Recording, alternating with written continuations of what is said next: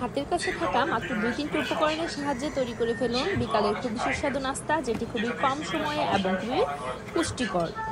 আজকে আপনাদের সেরকম একটা নাস্তার রেসিপি দিব যেটা আমার বাচ্চা এবং আমার হাজব্যান্ড খুবই পছন্দ করে।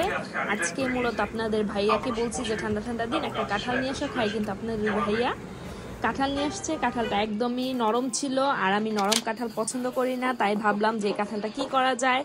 টাকা দিয়ে কিনে আনছে তো বলেন নষ্ট করে ফেলে দিব, তাই বুদ্ধি করে এইটা দিয়ে একটা রেসিপি তৈরি করে ফেললাম। তাই ফার্স্টে কাঁঠালটাকে ব্লেন্ডার করে নিয়েছি, তারপর এতে চিনি অ্যাড করে আটা দিয়ে ভালো করে মেখে মেখে একটা রেসিপি তৈরি করে ফেললাম। এখন এটাকে তেলে ভাজবো, আর ভাজার আগে আপনাদের ভাইয়াকে খুশি করার জন্য দেখেন কি করলাম। আপনাদের ভাইয়ার নামের অক্ষরটা এতে লিখে ফেললাম, আর আপনাদের ভাইয়া তো এতে অনেক খুশি হয়ে গেছে। আর বউদের কাজই তো হাজব্যান্ডকে খুশি করা, তাই না?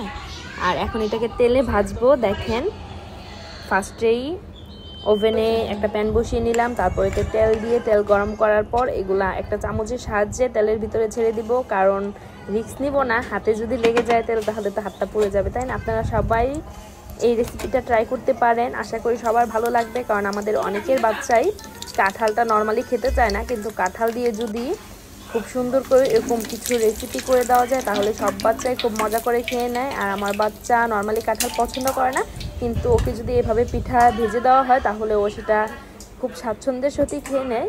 এতে ও পুষ্টিটাও পেলো আর বাচ্চাকে কান্নাও করাতে হলো না। সবাই ভালো থাকবেন, সুস্থ থাকবেন, আমাদের সবার জন্য দোয়া করবেন। আল্লাহ হাফেজ।